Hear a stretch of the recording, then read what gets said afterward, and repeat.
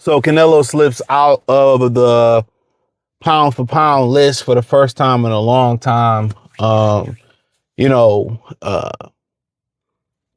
people making a big hoopla about Devin Haney getting on the list, and really, honestly, the list is weaker than it's been in quite some time. Because the frequency in which they fight and the big fights are over with. But ultimately, most of the people in boxing is anti-black, and I'm gonna say rightfully so, because you see people write articles and make videos, and I'm gonna show a video of Devin Haney, a Sean Porter hating, and a Brad hating, and you had that other Brad from Ireland hating on Devin, and they hate on Crawford. Somebody was in the comment section, I brought up Memo. Well, you don't bring up Victor Conte. Why do I need to bring up Victor Conte? Why do I need to bring up him? Y'all bring it up every day. Y'all see Benavidez, is a fucking machine and not even taking a deep breath and walking through yards, punches like raindrops, but don't nobody say nothing, and somebody told me he ain't no longer working with Memo. He would snack. I don't know how true that is, but just keeping it a beam. So it's all fun and games when, you critique or you talk about a black fighter, but then when you start getting on them Hectors and them Brads, they get mad. And Canelo was never, in my opinion, he never was a pound for pound talented fighter. He was a manufactured fighter. He was a distinguished looking fighter. And I've said it all the time.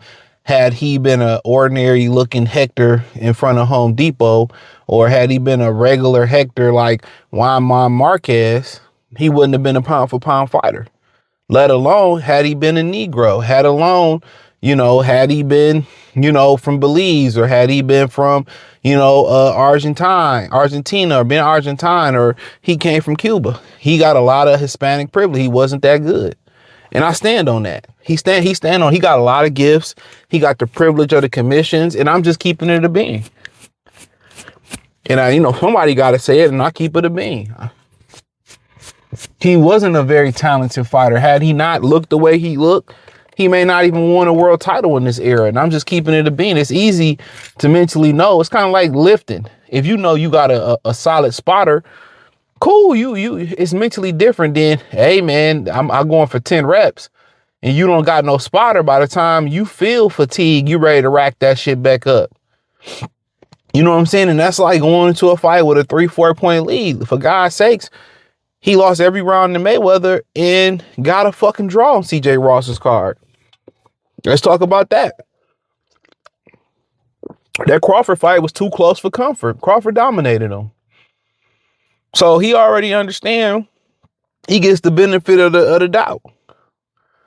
He ain't had to struggle his first fight. His first title came at a catchweight versus Matthew Haddon, not Ricky Haddon.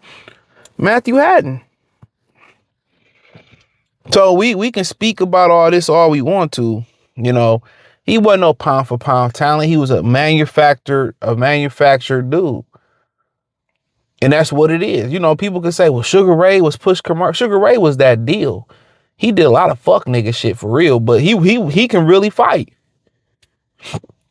He really can get the job done. Canelo was getting the job done with pads, the commission on his, and no telling all the shit they allowed to slip under the rug to make him a superstar. If everything is even Stevens, he's probably not even a world champion, bro. He was getting in fights at weigh-ins and we like, damn, we thought we was fighting at 54. Now they fighting at 55, 56. He was doing whole ass shit like that. Let's keep it a bean. Let's keep it all the way 100.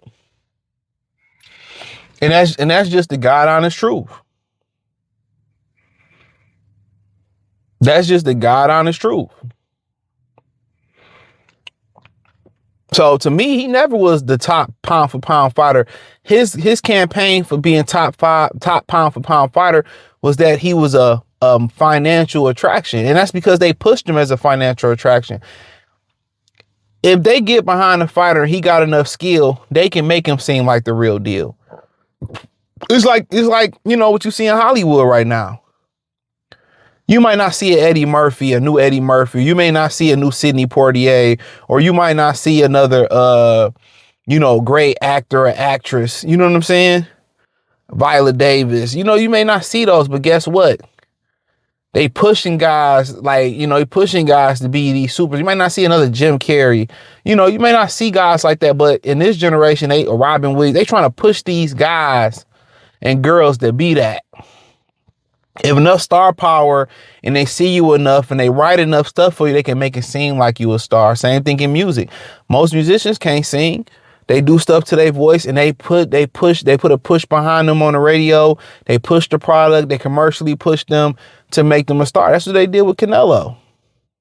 It's a fact. It was enough substance there to make him a star. So to me, he was never the best fighter in boxing. Fuck no. He was never the pound for pound number one in boxing. Like, hell no. You look at Roy Rain, Floyd Rain, you know, Sugar Ray Robinson Rain, Sugar Ray Leonard Rain. You know, we just talking about outside of heavyweights for the most part. You look at they reigns, right? His reign looked nothing like that. It looked like ski mask and a gun. It looked like brown paper bag. Come on, man. And they tell you, oh man, we gotta have Hispanics for boxing to sell. That's bull jive. Everybody can see, they get behind who they want to be stars. No different than the NBA. In the NFL, it's no different than what they do in the media to make you think all black people are criminals, all black men are criminals. You know, they just do enough to put the others as criminals, but the main stories are niggas. But they slide them stories of all them fucking Becky teachers taking advantage of those kids. All them backdoor your brads taking advantage of those kids, chopping his wife up, beating on his wife. You don't see that in the news like that. You got to see it on Instagram. You got to see it on YouTube, Facebook, TikTok. They can make you believe what you want to believe. Most people are manipulated by the media. Use your eyes. Just pay attention. Probably the best fighter in the world was a guy that probably never got the opportunity that he should have got. They pick and choose who they want to let in. That's why Crawford is the greatest of his era. Because he found a way in when they tried to box him out. People that look like him tried to box him out. People that look like him talk bad about him. People that were supposed to be his friend like Sean Porter, who had a knife in his back. Close your eyes and just listen too. Sometimes just listen. Take away the relationship. For this, especially when they talk about when motherfuckers ain't around. Just listen. Just listen. Don't react. Just sit there, close your eyes, and just listen to some of these dudes talk. Tim Bradley ain't no friend of Terrence Crawford. He's the fucking enemy. These motherfuckers be jealous. I'm telling y'all what the business is. But you see all this Hector worship for Canelo from black fighters. Black fighters kiss Canelo ass more than Mexicans do. Am I lying? You think that's a coincidence? Homeboy, that ain't no coincidence. They butt breaking these boys. Cry for Canelo like Jodeci, and you'll get an opportunity. Them motherfuckers is paid. Athletes are paid. Remember LeBron was doing those squats and Brad was squeezing his cheeks while he was doing those squats. Man, the signs be there, man. You don't want to be in the entertainment business if you a heterosexual, strong, alpha or sigma man.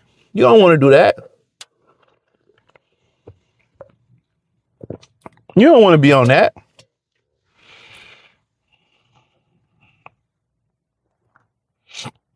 Real spill.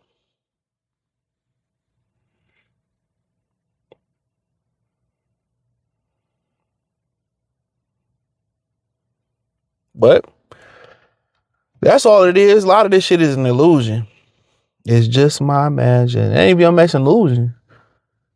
All these dudes is sellouts in boxing. All the brothers that you see, man, people don't speak their mind. That's one thing I appreciate about Adrian Broner.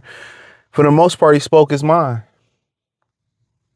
Most of these dudes is paid public. Look at Floyd Mayweather getting his ass broke in by the small hat community up there Don't even know where the fuck that is on the map. Got a dildo up his asshole and they making them cheeks clap. Yes, a boss. Yeah, I went with them, boss. Yeah, Matha. All them niggas paid off. All them entertainment, all them music niggas, rappers, all them niggas paid off, man.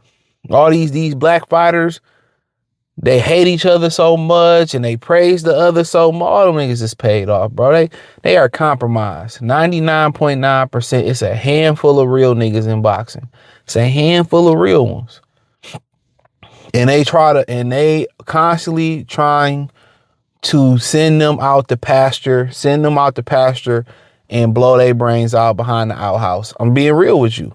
Niggas is fake, bro. That's why I don't like doing media coverage. I don't do that fake shit, man. These motherfuckers is fake, bro.